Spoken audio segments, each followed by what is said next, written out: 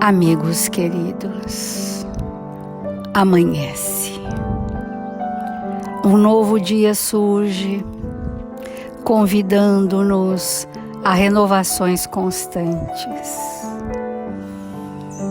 Horizontes que se alargam, motivações que vibram em nossos sentimentos, para que possamos vencer a nós mesmos pelo influxo da lei do amor. Jesus é o nosso mestre, modelo e guia da humanidade. Nós te buscamos nesta hora, Senhor, para te encontrar em todos aqueles que nos cruzarem o caminho, quando nos dissestes que tudo aquilo que fizermos ao menor dos seus, a ti estaremos fazendo. Queremos estar confiantes, esperançosos, abastecidos no influxo divino da fé, para nesta manhã mergulharmos o nosso pensamento no seu Evangelho de amor. Que os Espíritos sublimes, responsáveis por este Evangelho, nos façam instrumentos dignos do seu amor, hoje e sempre, onde quer que se encontrem. Obrigada, Senhor. Obrigada, amigos, e que assim seja.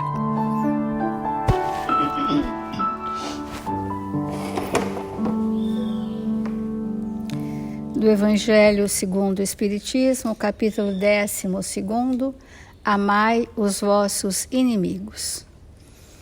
E o item que nós estamos refletindo é: se alguém vos bate na face direita, apresentai-lhe também a outra.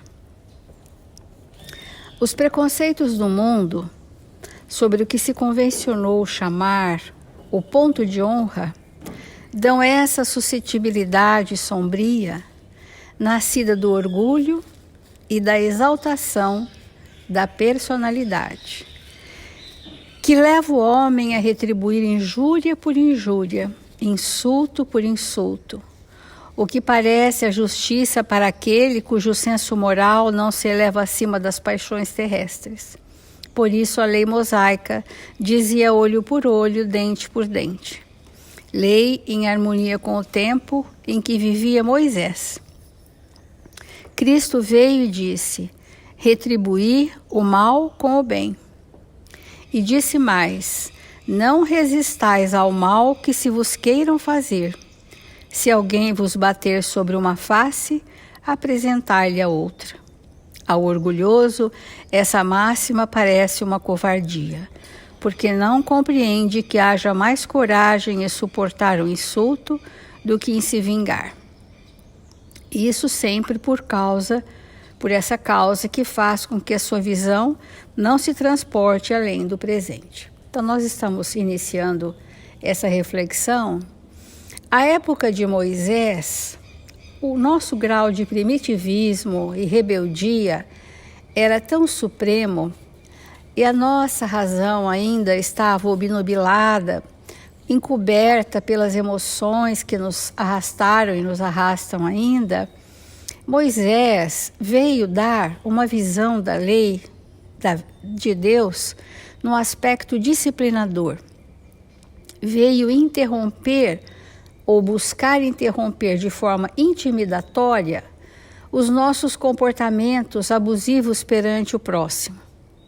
Porque era a única linguagem que seria possível conter o espírito naquela fase primitiva de ignorância. Assim como quando nós estamos diante de uma fera, não há diálogo com aquele animal. Não, a ferocidade supera porque a razão não está presente. E então temos que tomar medidas bastante disciplinadoras.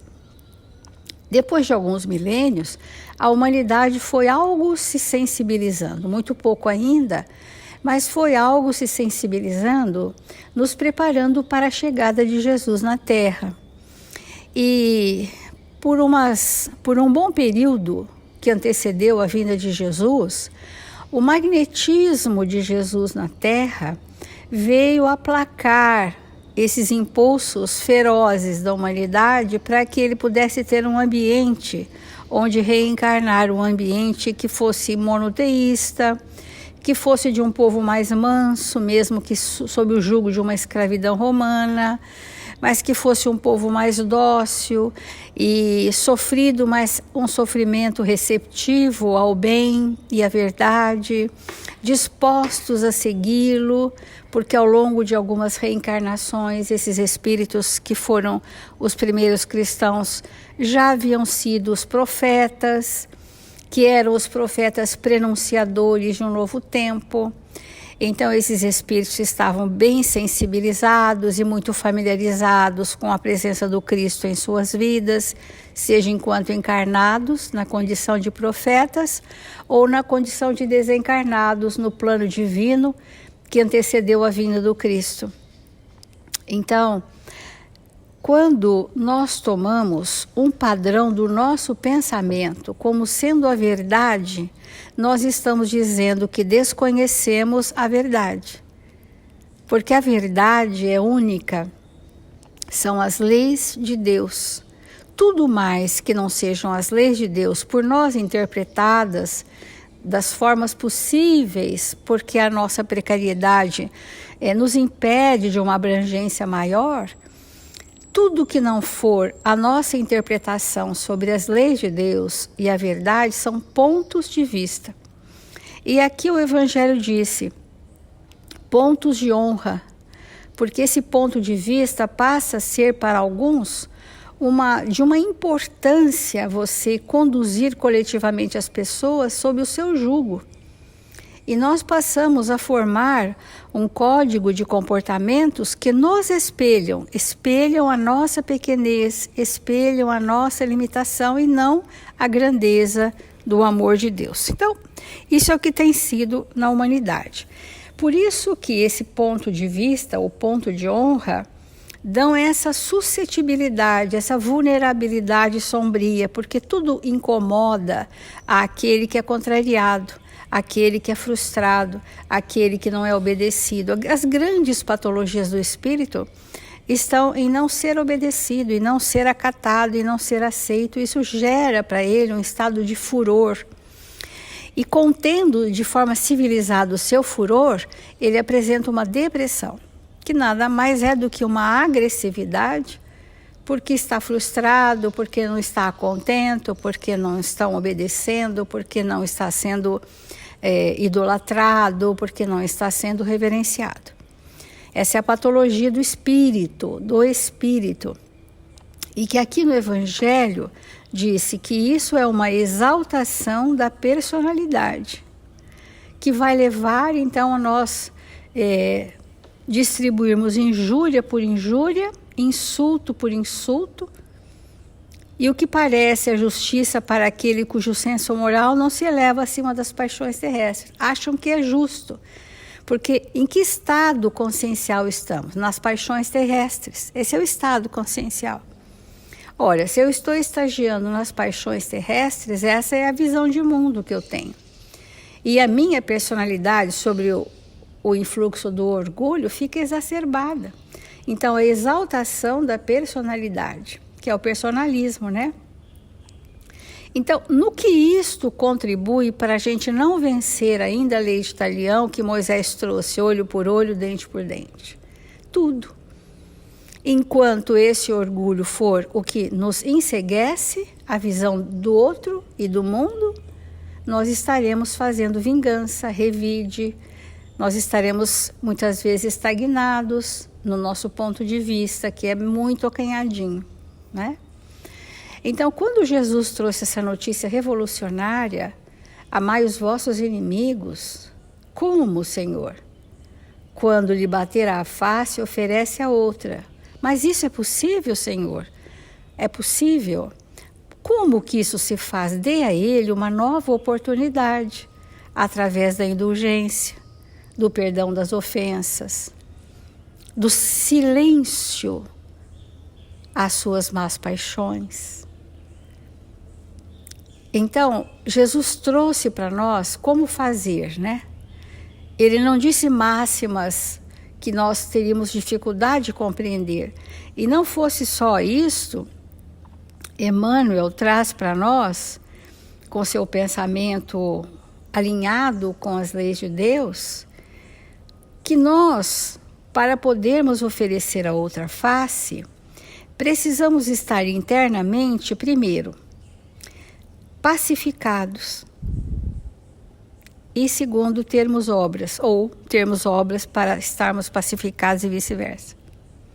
Sem obras, ou seja, sem a construção de valores legítimos, através do próximo que nos desafia, não há força que nos faça dar a outra face. Então, o primeiro caminho é nós criarmos uma condição íntima de obras, aprendendo o perdão, a indulgência, aprendendo a benevolência, aprendendo a cordialidade, aprendendo a servir. Aí, com esse estado vibratório ativo no bem, nós estamos em condições de oferecer a outra face. Então, tem uma mensagem que chama No Erguimento da Paz, que é do livro Ceifa de Luz. Vou ler um trechinho para a gente trazer essa sensibilidade de Emmanuel, né, como estímulo para nós, né? Efetivamente precisamos dos artífices da inteligência, habilitados a orientar o progresso das ciências no planeta. Isso é imprescindível, esse é um ponto importante do progresso. Necessitamos, porém, e talvez ainda mais, dos obreiros do bem, capazes de assegurar a paz no mundo, porque a obra do bem ela é ininterrupta. Então, aquela ação constante, aquela vertente alinhada ao bem, ela vai formando uma obra coletiva. E por quê? Porque ela vai contaminar, contagiar, sensibilizar e vai então formando um cortejo de espíritos alinhados ao bem constante. Então, aqui Emmanuel chama os obreiros do bem. Os obreiros do bem, os obreiros do Senhor, são os espíritos muito trabalhadores no bem, que estão a serviço de espalhar a verdade na humanidade. Então, precisamos dessas duas vertentes, o progresso da ciência e os obreiros do bem. Não somente aqueles que asseguram o equilíbrio coletivo na cúpula das nações, mas de quantos se consagram ao cultivo da paz no cotidiano. Porque a gente sabe que o processo evolutivo, ele começa do indivíduo para o coletivo. Ele não começa do mundo social para o mundo interno. É a edificação íntima que no seu somatório formam as sociedades, a moral social, os usos e costumes de uma época, enfim, a lei do progresso. Mas do cotidiano, amigos, olha o que Emmanuel diz. A paz íntima, né? Dos que saibam ouvir assuntos graves, substituindo-lhes os ingredientes vinagrosos pelo bálsamo do entendimento fraterno. Isso é um trabalho de retribuir o mal com o bem. Mas às vezes, se o assunto é grave e nos chega, nos incendeia. Nos incendeia, as labaredas das nossas más paixões ficam ativas e nós vamos colaborar com o mal, a mais das vezes. Outra situação é dos que percebem a existência do erro e se dispõem a saná-lo, sem alargar-lhe a extensão com críticas destrutivas. Então, se nós, entre nós, nos surpreendermos no erro, vamos socorrer silenciosamente. Não precisamos fazer dessa crítica um alarde, porque quando eu alardeio, eu trago de novo aquilo que estava quase dormindo em mim para a tona dos meus impulsos menos felizes, né? Que é o impulso da crítica. O mundo precisa dos que enxergam problemas, procurando solucioná-los em silêncio, sem conturbar o ânimo alheio. Dos que recolhem confidências afetivas, sem passá-las adiante. A discrição, amigos, é um traço da evangelização. O espírito discreto, o espírito que ouve todos os tipos de enfermidades humanas, sem divulgar, mas sim colaborando, sem fazer daquilo uma surpresa ou um alarde, mas estando sempre devolvendo o bem para aquele que te critica, para aquele que te injuria, para aquele que te desconsidera, para aquele que te desobedece. É um pequeno exercício. Dos que identificam os conflitos dos outros, ajudando-os sem referências amargas. Dos que desculpam ofensas, lançando-as no esquecimento. Ontem a Ana falou do pedir desculpas, né? Que é raro nós encontrarmos pessoas que verdadeiramente se pedem desculpas quando sabem e reconhecem que aquilo não foi o bem na vida delas. E, a mais das vezes, ao invés de pedirmos desculpas, fazemos o quê? Nos justificamos, explicamos por que agimos assim, falando para você, olha, me compreenda, mas nunca me perdoe, me desculpe. Porque quando eu digo me desculpe, eu preciso reconhecer que o erro foi meu e que, além de reconhecer que o erro foi meu, eu estou disposto a me retratar. A desculpa é isso. Dos que pronunciam palavras de consolo e esperança, edificando fortaleza e tranquilidade onde estejam. A palavra, né? Nós já estudamos muito a palavra aqui na terra de Ismael, por vários anos, né? Só o tema a palavra, mesmo no tempo de despertar, foi tema de 2 anos do grupo só sobre a palavra, porque a palavra é um dos recursos da evangelização de espíritos, né, que Eurípides trouxe para nós, para mostrar que a gente precisa ter muita responsabilidade com o que a gente pronuncia, porque depois que aquilo sai de nós, não volta mais. Não volta mais, aquilo já se eternizou naquela forma de comunicação, às vezes grosseira, intempestiva, inconsequente, né? Gerando azedume nos relacionamentos. Os obreiros do bem, os obreiros do Senhor, que hoje traduziríamos por trabalhador espírita cristão, que são sinônimos, né? O trabalhador espírita cristão, obreiros do Senhor na terra, precisam ter uma palavra todo o tempo iluminada, para que do nosso campo de voz possam ter vibrações contínuas do bem, porque espírito superior nenhum se pronuncia em nossos pensamentos se o nosso vocabulário não for elevado. Não há possibilidade, porque eles não teriam como traduzir pensamentos superiores sem palavras que dessem significado a esses pensamentos. Então, vamos observar a obra da doutrina espírita inteira, ela é impecável na palavra. Por mais que os espíritos queiram simplificar um contexto, eles não baixam a vibração da elegância da comunicação, em momento algum.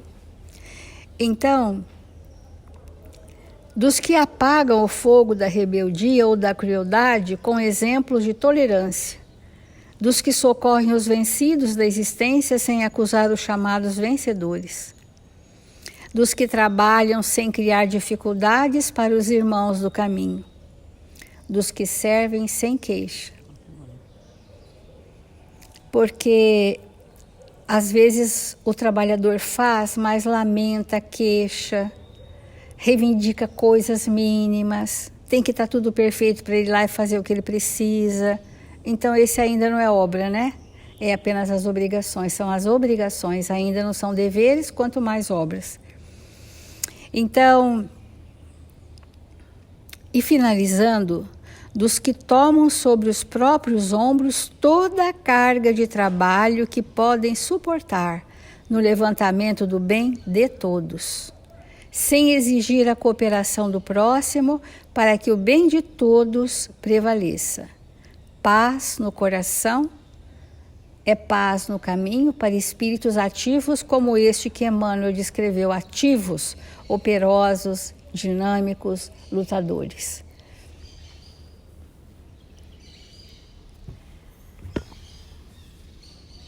Que bênção, irmãos, nós iniciarmos o nosso dia com esse nível de reflexão, de buscar a nossa consciência para nos predispor a um viver coerente com as leis divinas, sem o que nós nos debatemos e não vencemos de maneira nenhuma as nossas pseudo-fragilidade. Porque todas as vezes que nós patinamos, todas as vezes que nós emperramos sobre algum ponto de vista, é porque estamos apegados às nossas pseudo-fragilidades. Porque, na verdade, é impossível sermos frágeis. É impossível. O espírito não é um ser frágil, de maneira nenhuma. Porque quando nós olhamos para trás e observamos tudo o que superamos em evolução, que nós já fomos um ser unicelular, sem a proteção de um organismo como um todo, e assim mesmo avançamos. Quando nós pensamos que nós já fomos organismos tão incipientes, e mesmo assim avançamos, e hoje, na categoria de espírito, que tem uma consciência de Deus, nosso Criador, nosso Pai, acalentar em nossa intimidade que somos frágeis, é a ausência total de um entendimento do Espírito eterno que somos. Se nós não morremos, se nós não vamos nunca, sob nenhuma hipótese, de maneira nenhuma, sucumbir, se a eternidade é nosso caminho, se nós temos a convicção absoluta que amanhã estaremos vivos, que daqui um século estaremos vivos, que daqui 1,5 trilhão ou 10 bilhões de trilhões estaremos vivos, o que tememos?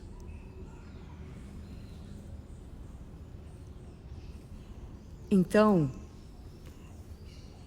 o espírito, para que ele se pacifique, é necessário que ele entre em contato com ele mesmo, com a sua essência divina, e se perceba em todas as suas potencialidades e nas inúmeras habilidades que a cada dia nós vamos desenvolvendo mais e mais e mais.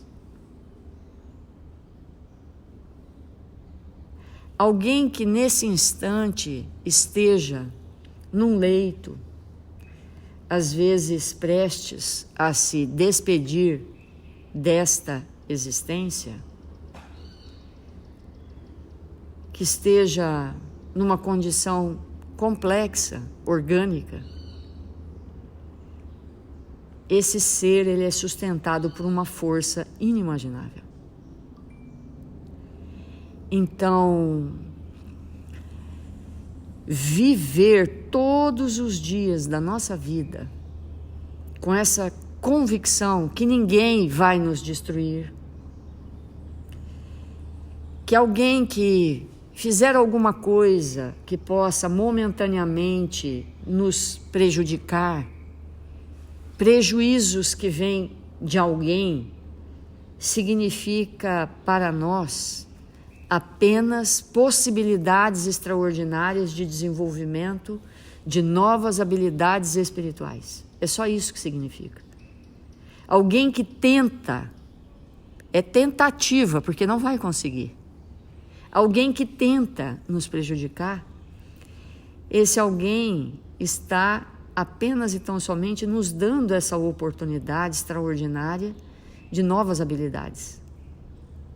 Então, quando nós vamos olhando para ao redor de nós mesmos e percebendo a extraordinária oportunidade que nós temos ao sermos criados por Deus, nós vamos sentindo essa força divina em nós e vamos nos tornando espíritos absolutamente prontos para aproveitar todos os desafios que nos chegam, para nos fazermos mais luminosos.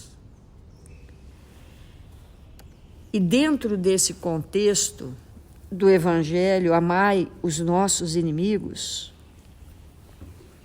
se é que ainda temos, que ainda consideramos alguém como capaz de nos desequilibrar, de nos prejudicar, embora isto seja uma fantasia da mente, como tantas outras que nós temos, porque por mais que alguém nos ameace, essas ameaças, elas têm pouco significado quando o espírito ele está totalmente consciente das suas realidades espirituais.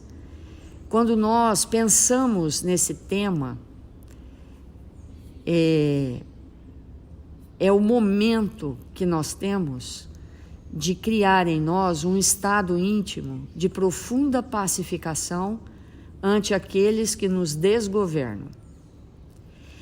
E aí nós trouxemos um texto intitulado Pacifiquemos, que é um comentário de Mateus, que Jesus diz assim: bem-aventurados pacificadores, porque serão chamados filhos de Deus. É muito interessante nós observarmos que Emmanuel, ele retira do Evangelho algumas frases que Jesus trouxe para a humanidade e ele elabora inúmeros textos, ampliando cada vez mais o entendimento daquilo. E nesse texto, Emmanuel diz assim, começa: não adianta estender a guerra nervosa. Olha que espetáculo essa frase. Não adianta estender a guerra nervosa. Todas as vezes que nós nos sentimos nervosos, estabelecemos ao redor de nós a guerra, que pode ser uma guerra familiar, entre 2 pessoas, entre 4 pessoas, pode ser uma guerra na vizinhança, no bairro, na cidade, na nação, no mundo. Porque isso que a Célia trouxe para nós, que ainda sem a percepção do espírito que somos, passamos a viver como se nós comandássemos. E quando alguém ou uma situação não nos obedece, nos desequilibramos, isso é um estado de total inconsciência. É um estado de inabilidade espiritual. Então, o espírito que se irrita com o nada, porque quando a gente percebe alguma coisa que nos irritou, e o tempo passa e a gente olha para aquilo e fala assim, nossa, aquilo não era nada. Aquilo não era nada. Não era nada, não significava nada. E como que o nada me desequilibrou daquele tanto, a ponto de eu romper uma relação, a ponto de eu agredir alguém, a ponto de estar, às vezes, até no cárcere. Então, esse estado de alma, né, de estarmos nervosos com nada, é a falta da habilidade espiritual. Como nós falamos ontem, vai chegar um dia que nós seremos hábeis em nos desculpar. Eu me equivoquei e eu venho te pedir desculpa. Porque uma coisa é nós termos motivo. Eu tive motivo para me irritar. Mas o motivo não é a razão, porque a razão está do lúcido do pensamento. Então, quando nós desenvolvemos a habilidade de ir até o outro e nos desculparmos do fundo da nossa alma, admitirmos o erro, nos colocarmos numa posição de humildade, às vezes a profissão de uma pessoa impede que ela sente, né, impedida de chegar para um subalterno entre milhões e trilhões e quatrilhões de aspas, né? Que isso não existe, é só uma fantasia. Mas para alguém que lhe serve e se desculpar, porque vai parecer uma fraqueza. E aí, quando o espírito pensa assim, é porque ele ainda acalenta na sua intimidade que o amor é algo que nos fragiliza. Olha isso. Que o amor, no fundo, a sua crença é essa. E sem perceber, o espírito, ao não entrar nesse estado de se desculpar, ele mantém esse padrão equivocado que impede com que ele evolua em direção ao Pai.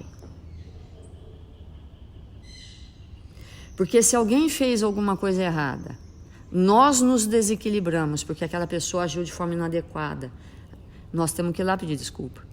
Sempre, sempre, sempre, sempre. Porque diante de qualquer destrambelhamento, nós temos que pacificar.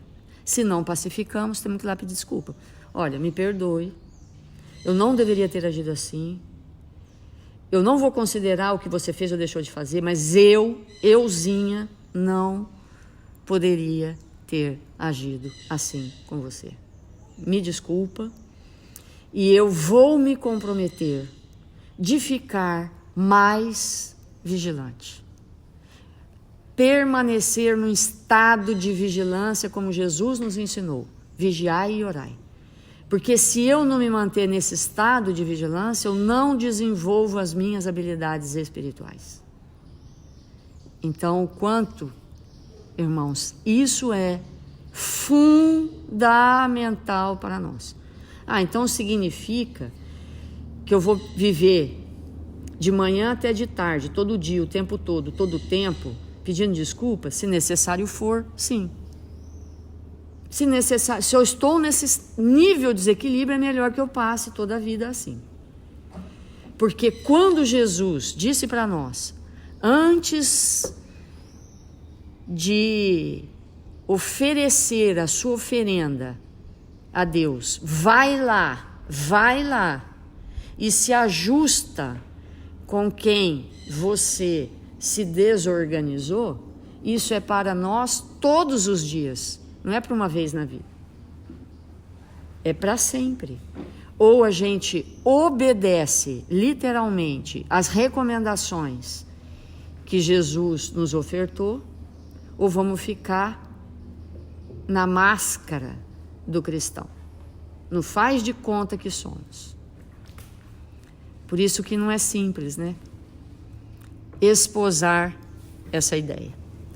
Desculpe, irmãos, pelo tempo que eu me estendi. Vamos fazer a nossa prece.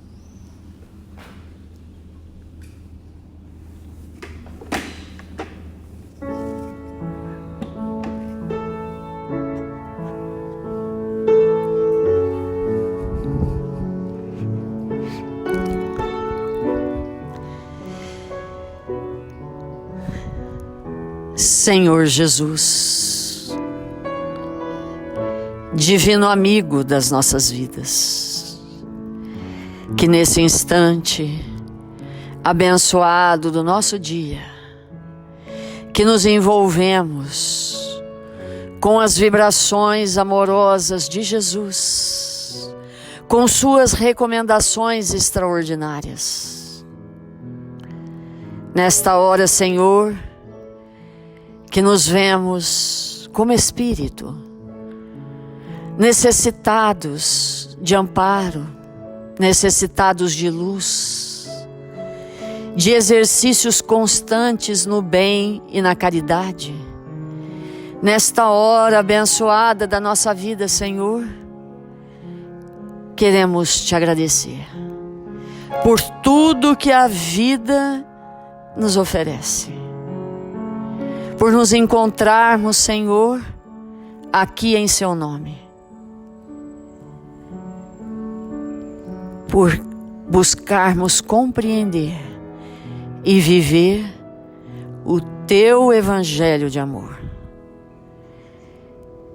Que os anjos do Senhor, aqueles espíritos que já são puros de matéria, que já sabem, Senhor, manipulá-la em favor de toda a humanidade, que possam socorrer nossos irmãos registrados nos cadernos de vibração da nossa casa, que possam, Senhor,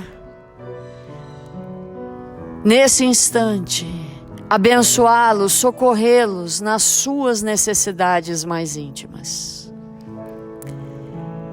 Mil vezes obrigado, Mestre, pela sua presença constante junto de nós em humanidade. Que neste dia glorioso possamos, Mestre, nos entregar com alegria e bom ânimo às tarefas simples que vamos abraçar, para contribuir com um mundo melhor. Que o Senhor nos abençoe e nos fortaleça, hoje e sempre. Que assim seja.